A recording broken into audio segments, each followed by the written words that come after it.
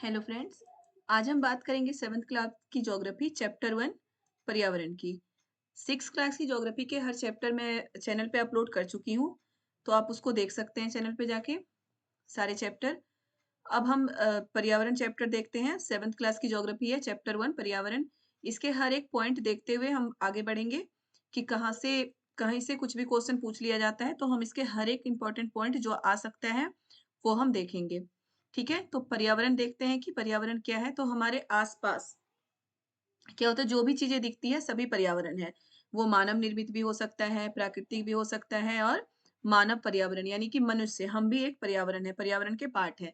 तो हम अपने आसपास जो भी चीजें देखते हैं वो सभी पर्यावरण है। बस ये याद रखिए कि पर्यावरण वो सभी चीजें हैं जो हमारे आसपास दिखता है। ठीक है, तो चलिए हम देखते हैं पर्यावरण क्या है। इसमें देखिए क्या है, स्कूल भवन, मेज, कक्षा में रखी कुर्सियां, यहाँ तक कि खुला मैदान, सड़क, कूड़ा करकट, मेरे दोस्त, ये सभी हमारे पर्यावरण के अंग हैं। आप इसमें देख सकते हैं कि इसमें स्कूल, मेज, कक्षा में रखी कुर्सियां, ये सभी मानव निर्मित पर्यावरण के उदाहरण है। खुला मैदान, ये जो मैदान है वो कोई मानव नहीं बना सकता। जो मतलब जमीन होते हैं, पहाड़, पर्वत, मैदान, ये प्राकृतिक पर्यावरण के उदाहरण है। और मेरे दोस्त यानी कि मनुष्य मानव पर्यावरण के उदाहरण है। ठीक है, तो ये सभी पर्यावरण के पार्ट हैं। कुछ पर्यावरण प्राकृतिक भी होते हैं, पर्वत, नदियां, पेड़, प्राणी, ये सभी क्या है, प्राकृतिक है। जो हम हैं, मनुष्य है, वो भी प्राकृतिक पर्यावरण का ही एक पार्ट है। जो मानव निर्मित पर्यावरण होते हैं वो क्या होता है, सड़क, कार, कपड़े, किताब, जो मनुष्य के द्वारा बनाया जाता है वो मानव निर्मित पर्यावरण के उदाहरण है। ठीक है, तो ये तो पर्यावरण था। अब आगे हम चलते हैं। देखिए यहाँ पे है पर्यावरण के घटक। ठीक है, पर्यावरण के घटक यानी कि पर्यावरण के पार्ट क्या क्या हो सकते हैं। तो पर्यावरण के घटक में सबसे पहले हम क्या देखेंगे, प्राकृतिक पर्यावरण, क्योंकि प्रकृति को सबसे पहले हम सबसे ज्यादा महत्व दिया जाता है और हमें भी सबसे ज्यादा महत्व प्रकृति को देना चाहिए और प्रकृति को सुरक्षित रखने में अपनी पूरी योगदान देनी चाहिए हमें। कि हम पानी को गंदा ना करें, पेड़ पौधे ना काटें, जहाँ ज्यादा से ज्यादा हो सके तो हम पेड़ पौधे लगाएं। ठीक है, तो हम पर्यावरण के घटक में सबसे पहले प्राकृतिक पर्यावरण देखेंगे। तो प्राकृतिक पर्यावरण का उदाहरण सबसे सिंपल और आसान है, जो चीजें हमें प्रकृति से प्राप्त होती है, यानी कि जो हमें प्रकृति के द्वारा डायरेक्ट प्राप्त होता है, जिसमें मनुष्य का कोई हस्तक्षेप नहीं होता, वो प्राकृतिक पर्यावरण है।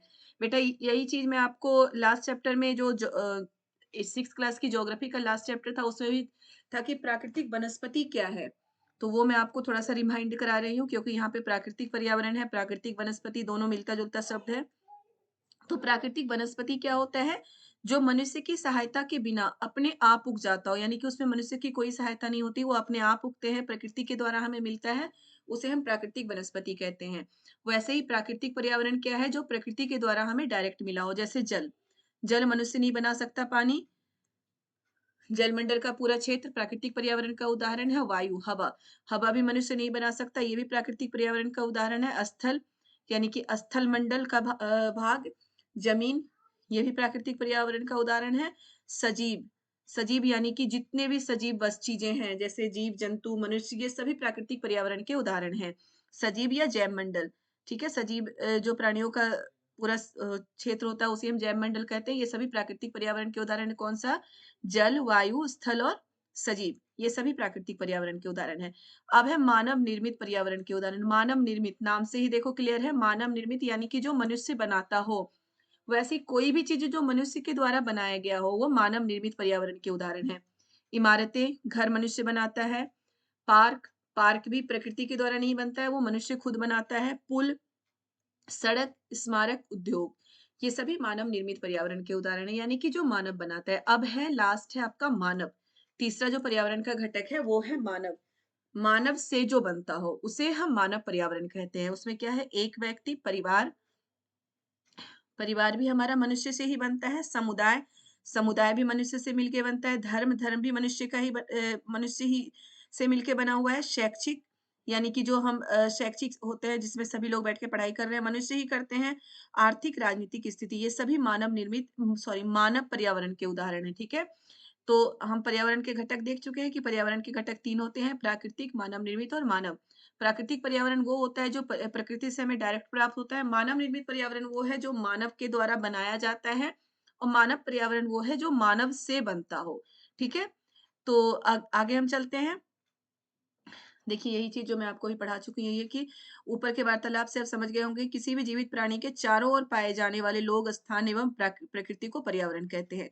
पर्यावरण किसे कहते हैं? कि किसी भी जीवित प्राणी के चारों ओर पाए जाने वाले लोग, स्थान, वस्तु एवं प्रकृति को पर्यावरण कहते हैं। यानी कि हमारे आस-पास जो भी चीज़ है, जितनी भी चीज़ें हैं, सभी पर्यावरण का ही पार्ट है, उन सभी को हम पर्यावरण कहते हैं। अब प्राकृतिक पर्यावरण में पृथ्वी पर पाए जाने वाली जीवीय और अजीवीय 2 परिस्थितियाँ होती हैं। जीवीय और अजीवीय जो पर्यावरण है, पर्यावरण का पार्ट है, ये प्राकृतिक पर्यावरण में होता है। और ये क्या होता है, जीवीय पर्यावरण क्या होता है, सजीव प्राणियों का संसार, जैसे पादप और जंतु। ठीक है? ये आ सकता है आपको कि प्राकृतिक पर्यावरण का पार्ट क्या है, या जीवीय पर्यावरण किसे बोला जाता है। तो सजीव प्राणियों का संसार, जीवीय मतलब जीव, जो जीवित है। तो सजीव भी उसे ही बोलते हैं जो जीवित है। पादप और जंतु, ये सभी प्राकृतिक पर्यावरण मतलब जीवीय पर्यावरण के उदाहरण है। अजीवीय क्या है, निर्जीव पदार्थों का संसार, यानी कि स्थल, पहाड़, ये सभी क्या होता है, अजीवीय पर्यावरण। ठीक है? तो प्राकृतिक पर्यावरण में जो 2 चीज़ होते हैं, जीवीय और अजीवीय, इसका क्या है, जीवीय का मतलब होता है जीवित प्राणियों का संसार, और अजीवीय का मतलब होता है निर्जीव पदार्थों का संसार। निर्जीव कोई प्राणी नहीं, निर्जीव पदार्थों का संसार। तो ये आपको क्लियर होना चाहिए, क्योंकि जीवीय और अजीवीय से भी कई बार क्वेश्चन आ चुके हैं, और जीवीय और अजीवीय प्राकृतिक पर्यावरण है, क्योंकि स्थल और पादप और जीव-जंतु प्राकृतिक पर्यावरण है, मानव के द्वारा नहीं बनाया गया है। ठीक है? आगे देखते हैं हम प्राकृतिक पर्यावरण। फिर से वही चीज़ आ गया जो मैं आपको बता चुकी हूँ कि प्राकृतिक पर्यावरण क्या है? भूमि, जल, वायु, पेड़-पौधे एवं जीव-जंतु मिलकर प्राकृतिक पर्यावरण बनाते हैं। ये मैं आपको पहले भी बता चुकी हूँ। पृथ्वी की ठोस प्रकृति या कठोर ऊपरी परत को स्थल मंडल कहते हैं। कि पृथ्वी के जो प्रॉपर्टी या ठोस, ये सेकंड चैप्टर में भी आपको पढ़ाऊँगी मैं, प्रॉपर्टी, क्रोड और मेंटल का भी पढ़ाऊँगी मैं आपको सेकंड चैप्टर में। तो पृथ्वी की जो ठोस परत होती है, ये शायद मैं जब आपको प्रीवियस ईयर के क्वेश्चन पेपर सॉल्व करा रही थी, उसमें मैंने ये टॉपिक समझाया है कि स्थल मंडल क्या है या प्रपटी क्या है। तो पृथ्वी का जो ठोस परत होता है, यानी कि जो ऊपरी परत जिसमें हम रहते हैं, उसे प्रपटी कहते हैं। ठीक है? तो पृथ्वी की ठोस प्रपटी या कठोर ऊपरी परत को स्थल मंडल कहते हैं। ये चट्टानों एवं खनिजों से बना होता है। कई बार क्वेश्चन आता है कि प्रपटी के क्या विशेषताएं हैं, कई चीजें भी दिखा दिया जाता है, कई विशेषताएं दिखाई जाती है। तो क्या है, ये चट्टानों एवं खनिजों से बना हुआ होता है। चट्टान और खनिज से बना हुआ होता है स्थल मंडल, जिसे हम प्रपटी भी कहते हैं।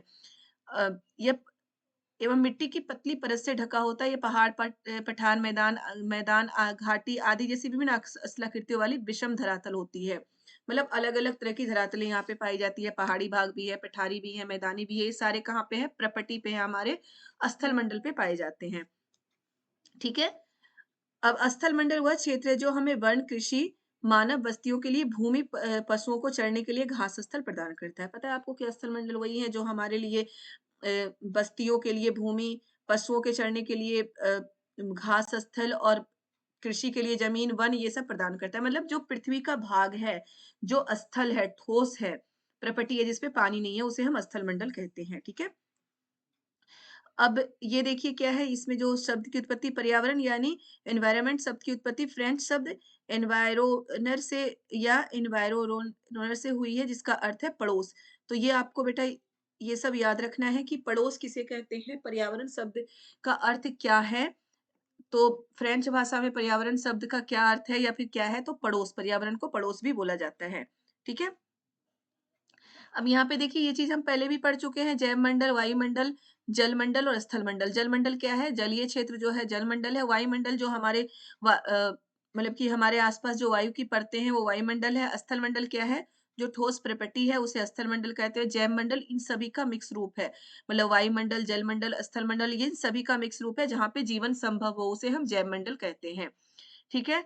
जल, अब वही चीज़ यहाँ पे है, जल के क्षेत्र को जलमंडल कहते हैं। ये चीज़ें मैं आपको पिछले 6th क्लास में ही बता चुकी हूँ। पृथ्वी के चारों ओर फैली हुई वायु की पतली परत को वायुमंडल कहते हैं। आपको पता है वायुमंडल में गैस की जो परसेंटेज के आधार पर जो सबसे ज़्यादा मात्रा है गैस की, वो नाइट्रोजन गैस की है, उसके बाद ऑक्सीजन है। ठीक है? पादप एवं जीव-जंतु मिलकर जैवमंडल या सजीव संसार का निर्माण करते हैं। तो ये चीज़ मैं आपको पहले बता चुकी, इसलिए ये ज़्यादा मैं नहीं समझा रही, क्योंकि 6th क्लास की वीडियो में ये सारा कुछ आपको समझा चुकी हूँ। अब है पारितंत्र। पारितंत्र भी बहुत ही इंपॉर्टेंट है। इससे क्वेश्चन कई बार आ चुके हैं। वह तंत्र जिसमें समस्त जीवधारी आपस में एक दूसरे के साथ एक दूसरे के साथ तथा पर्यावरण के उन भौतिक एवं रासायनिक कारकों के साथ परस्पर क्रिया करते हैं जिसमें वे निवास करते हैं। ये सब ऊर्जा और पदार्थ के स्थानांतरण द्वारा संभव है। अब क्या होता है पारितंत्र क्या है? पारितंत्र का मतलब होता है कि सभी जीव जंतु हमारे आसपास के पर्यावरण के साथ पारस्परिक क्रिया करते हैं। यानी कि सभी एक दूसरे पे किसी न किसी तरह से डिपेंड है। उसी को हम पारितंत्र बोलते हैं। ठीक है? अब देखिए पारितंत्र का यहाँ पे और दिया गया है कि सभी पेड़-पौधे, जीव-जंतु एवं मानव अपने आसपास के पर्यावरण पर आश्रित होते हैं। बिल्कुल होते हैं, हम भी अपने आसपास के पर्यावरण पर पूरी तरह से आश्रित हैं। प्रायः वो एक-दूसरे पर भी आश्रित होते हैं। जीवधारियों का आपस में अपने आसपास के पर्यावरण के बीच संबंध ही पारितंत्र है। मतलब जो जीवधारी हैं, जीव-जंतु या मनुष्य हैं, सभी अपने आसपास के पर्यावरण पर आश्रित होते हैं और एक-दूसरे पर भी आश्रित होते हैं। किसी एक व्यक्ति को अकेले कहीं छोड़ दिया जाए तो उसके लिए जीवन बहुत मुश्किल हो जाता है। ठीक है? तो वो आसपास के पर्यावरण पर भी आश्रित होते हैं और एक-दूसरे पर भी आश्रित होते हैं। तो यही जो तंत्र है पर्यावरण के बीच जो मनुष्य का या जीव-जंतुओं का जो संबंध है, इसी को क्या बोलते हैं? पारितंत्र बोलते हैं। ठीक है? पारितंत्र अधिक वर्षा वाले वन कहाँ-कहाँ सबका अलग-अलग पारितंत्र होता है। अधिक वर्षा वाले वन, घास स्थल, रेगिस्तान, पर्वत, झील, नदी, महासागर एवं छोटे ताल ताल सभी छोटे ताल का भी एक पारितंत्र हो सकता है। छोटे ताल मतलब कि जो ये नदियाँ होती हैं, झील होती है या फिर पानी का जो क्षेत्र होता है उसमें बहुत सारे जीव-जंतु पाए जाते हैं। वो सभी एक-दूसरे पे जो बड़े जीव-जंतु हैं, छोटे जीव-जंतु को खा रहे हैं, छोटे जीव-जंतु हैं, गंदगी को खा रहे हैं। मतलब वो सभी एक-दूसरे पे किसी न किसी तरह से डिपेंड है और पर्यावरण पर भी डिपेंड है। पर्यावरण पर भी वो क्या होता है आश्रित रहते हैं, तो वो सभी पारितंत्र का पार्ट है। ठीक है? अब देखिए ये जो क्या आप जानते हैं, मैं पहले भी बोल चुकी हूँ बॉक्स वाले क्वेश्चन इम्पोर्टेंट होते हैं। बॉक्स वाले क्वेश्चन हमें देखते हुए चलना है। तो क्या आप जानते हैं में क्या है? प्रत्येक वर्ष 5 जून को विश्व पर्यावरण दिवस मनाया जाता है। बेटा ये क्वेश्चन कई बार डायरेक्ट पूछा गया गया है कि विश्व पर्यावरण दिवस कब मनाया जाता है? तो कब मनाया जाता है? 5 जून को विश्व पर्यावरण दिवस मनाया जाता है, याद रखिएगा। उसके बाद है वस्तु विनिमय पद्धति। वस्तु विनिमय पद्धति क्या है? ये वस्तुओं की अदला-बदली का व्यापार है जिसमें धन का प्रयोग नहीं होता। हिस्ट्री के चैप्टर में वस्तु विनिमय पद्धति को डिटेल से दिया गया है। लेकिन मैं वस्तु विनिमय पद्धति आपको अभी भी समझा रही हूँ कि समझा देती हूँ। वस्तु विनिमय पद्धति क्या होता था कि पहले के समय में क्या होता था लोग जो कृषि करते थे या कुछ भी काम कर रहे हों, अगर किसी के पास गेहूँ बहुत ज़्यादा है, तो वो गेहूँ लेकर मंडी में जाते थे। वो उनके पास गेहूँ है और उनको चावल की ज़रूरत है, दाल की ज़रूरत है या फिर कुछ कपड़ों की ज़रूरत है। तो वो गेहूँ लेकर मंडी में जाते थे और जो कपड़े बेचने वाले हैं, उनको गेहूँ देते थे। जो कपड़े की कीमत है, उस कीमत के बराबर वो उनको गेहूँ देते थे और बदले में कपड़े लेते थे। इसे ही वस्तु विनिमय पद्धति बोलते हैं कि एक वस्तु के बदले दूसरे वस्तु को लेना। ठीक है? विनिमय का मतलब होता है लेन-देन, वस्तु का मतलब तो वस्तु या सामान है, तो एक वस्तु के बदले दूसरे वस्तु को लेने का मतलब है वस्तु विनिमय पद्धति। इसमें धन धन का प्रयोग नहीं होता था, मतलब पैसे से लेन-देन नहीं होती थी, वस्तुओं के बदले ही वस्तु ली जाती थी। अब है आपका मानवीय पर्यावरण, ठीक है? प्राकृतिक पर्यावरण हम पढ़ चुके हैं। प्राकृतिक पर्यावरण हम पढ़ चुके हैं बेटा यहाँ पे। प्राकृतिक पर्यावरण के बाद हम क्या पढ़ेंगे? मानवीय पर्यावरण। मानवीय पर्यावरण यानी कि मनुष्य, ठीक है? क्या है मानव अपने पर्यावरण के साथ पारस्परिक क्रिया करता है, उसमें अपनी आवश्यकता के अनुसार परिवर्तन करता है। प्रारंभिक मानव ने स्वयं को प्रकृति के अनुरूप बना लिया था। उनका जीवन सरल एवं आसपास की प्रकृति से उनकी आवश्यकताएँ पूरी हो जाती थी। बिल्कुल हो जाती थी और अब के जो मनुष्य हैं उनकी आवश्यकताएँ तो पूरी होती ही नहीं है। पता नहीं कितनी आवश्यकताएँ हैं हमारी, जो कभी पूरी हो ही नहीं सकती। कितना भी पैसा हो जाए, कितना भी कुछ हो जाए, हमारी आवश्यकताएँ पूरी नहीं होती क्योंकि हमारी जो इच्छाएँ हैं, वो अनंत हो गई हैं। अनंत है। पहले के जो मानव थे उनकी इच्छाएँ सीमित थी और उसका भी रीज़न ये है कि वो बहुत ज़्यादा जो क्या कहते हैं सूचना, जिसको सूचना क्रांति बोला जाता है, वो बहुत ज़्यादा नहीं था, संचार का माध्यम बहुत ज़्यादा नहीं था, इसलिए लोग वहीं तक सीमित थे। जहाँ रहते थे वहीं के बारे में जानते थे और वहीं से वो खुश थे। और अभी मनुष्य यहाँ पे भारत में रहते हुए पूरे विश्व को देख रहा है, पूरे विश्व के बारे में जानता है। इसलिए हमारी इच्छाएँ भी ज़्यादा हो गई हैं कि हम चाहते हैं कि जो जितना अच्छा से अच्छा हो वो सब हमें मिलना चाहिए। इसलिए हमारी जो इच्छाएँ हैं वो पूर्ण होना बहुत ही मुश्किल है, अभी के समय में, चाहे कितना भी पैसा हो जाए हमारे पास, ठीक है?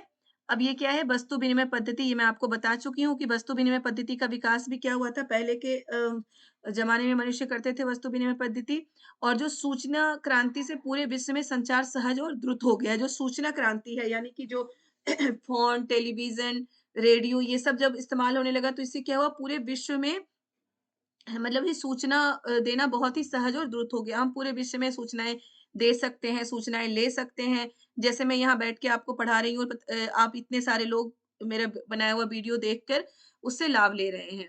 ठीक है? तो यही है सूचना क्रांति का महत्व। ओके?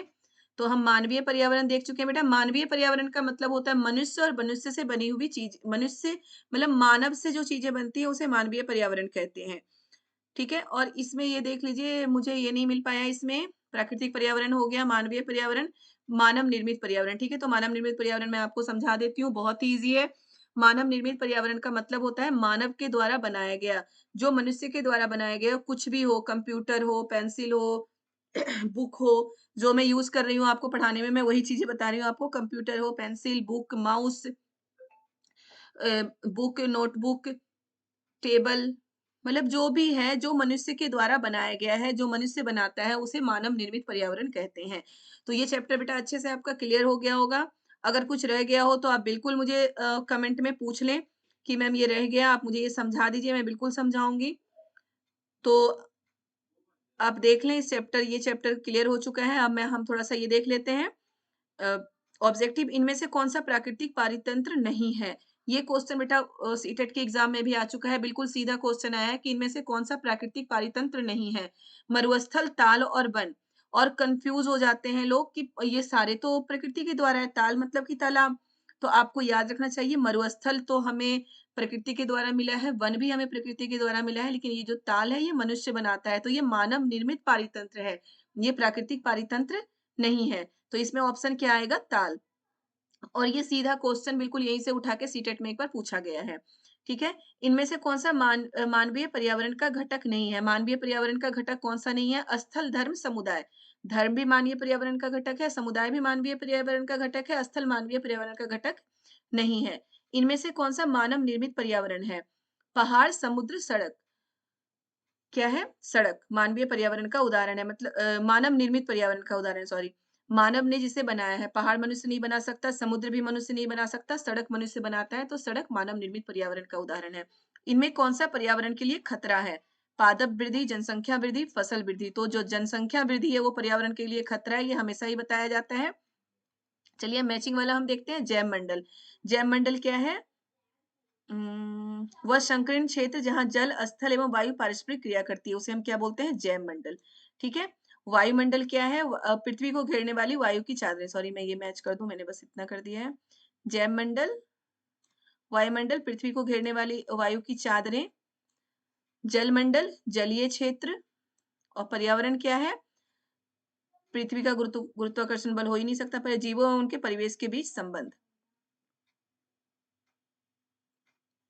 जीवों और उनके परिवेश के बीच संबंध, ये है हमारा पर्यावरण। ठीक है? सॉरी ये नहीं है हमारा पर्यावरण, मैं ऑप्शन छोड़ के कर रही थी, तो ये हमारा पर्यावरण का पार्ट नहीं है। अभी मैं आपको बता रही हूँ। देखिए जैव मंडल का क्या होता है? जैव मंडल वह संकीर्ण क्षेत्र जहाँ स्थल, जल एवं वायु पारस्परिक क्रिया करती है, बता चुकी हूँ। जैव मंडल है। वायुमंडल, पृथ्वी को घेरने वाली वायु की चादरें। जल मंडल, जलीय क्षेत्र। पर्यावरण में 3 ऑप्शन रह चुके हैं। पृथ्वी के गुरुत्वाकर्षण बल नहीं होगा, हमारे आसपास का क्षेत्र और जीवों एवं उनके परिवेश के बीच संबंध। ये पारितंत्र का पार्ट है, याद रखिएगा। जीवों एवं उनके परिवेश के बीच संबंध। तो हमारे जो आसपास का क्षेत्र है वही पर्यावरण का पार्ट है। मैं आपको बता चुकी हूँ, पर्यावरण का मतलब वो सभी है जो हमारे आसपास हमें दिखता है। ठीक है? तो बेटा ये चैप्टर हो चुका है। अब बिल्कुल इसमें से जो मैं पॉइंट आपको बता रही हूँ उसको लिखिए। लिखने अब लिखने का समय नहीं हो तो सुन के याद करिए, वीडियो को बार-बार देखिए ताकि आपको वो चीज़ें आप सुन सकें। ठीक है? सुनिए, समझिए और उसे सुन के याद करने की कोशिश करिए। मैं साथ के साथ आपको प्रीवियस ईयर के क्वेश्चन पेपर भी अपलोड कर रही हूँ, तो उसे भी ज़रूर देखिए जिससे कि आपको क्वेश्चन का पैटर्न समझ में आए कि किस तरह से क्वेश्चन पूछे जाते हैं और किस तरह से हमें उसका मतलब कि समझ के उसे जवाब देना है। जो भी चैप्टर पढ़े बेटा आप समझ के करिए, कभी भी उसे रटने की कोशिश मत करिए, क्योंकि जो सीटेट के क्वेश्चन है वो थोड़ा घुमा के पूछा जाता है। मतलब हमारी सोच पे डिपेंड होती है, वो रटने पर जोर नहीं देता सीटेट। ठीक है? पैडालॉजी के क्वेश्चन आप जब भी करेंगे, आप उसमें एक चीज़ ध्यान रखेंगे हमेशा कि हमें बच्चों के फ़ेवर में क्वेश्चन सॉल्व करना है। जो भी क्वेश्चन है वो बच्चों के फ़ेवर में सॉल्व होना चाहिए। बिल्कुल चाइल्ड डिपेंड होना चाहिए, बच्चों के फ़ेवर में होना चाहिए। क्लास में हम भेदभाव को ना करें। जो किसी भी तरह से अमीर, गरीब या जातियों के ऊपर भेदभाव करके ना पढ़ाएँ कुछ भी। इस तरह के क्वेश्चन हमें पेडालियो के क्वेश्चन में सॉल्व करते समय ये सब चीज़ें हमें ध्यान रखना चाहिए। बच्चों के फ़ेवर में हो, हमेशा इन चीज़ों का हमें ध्यान रखना चाहिए और कभी भी जो मापन होती है यानी कि एग्ज़ाम पर जोर ना दें और फिर उसमें ये है कि हम बच्चों को रटवाने पे याद करने पे जोर ना दें, हर चीज़ में समझाने पे जोर दें। तो पेडालॉजी के क्वेश्चन सॉल्व करते समय आप इस चीज़ों पे ज़रूर ध्यान रखिएगा। ठीक है? तो जिन्होंने अभी तक मेरे चैनल को सब्सक्राइब नहीं किया, वो चैनल को सब्सक्राइब ज़रूर कर दें। आगे भी मैं अभी आपको प्रीवियस ईयर के क्वेश्चन पेपर और 7th क्लास की सारी ज्योग्राफी मैं 2 से 3 दिन में अपलोड कर दूँगी, तो आप बिल्कुल वो देख लें। आधे-आधे घंटे का मैक्सिमम वीडियो होता है, तो वो आराम से आप देख सकते हैं और इसे याद कर लें अच्छे से, ठीक है? इसे समझ के याद करने की कोशिश करें, सॉरी याद कर लें नहीं, समझ के समझने की कोशिश करें, कॉन्सेप्ट क्लियर करने की कोशिश करें। इसके बाद मैं नेक्स्ट वीडियो डालूँगी कल सुबह, तो आप बिल्कुल उस वीडियो को भी देखिए और चैप्टर को समझिए अच्छे से। Okay, bye-bye.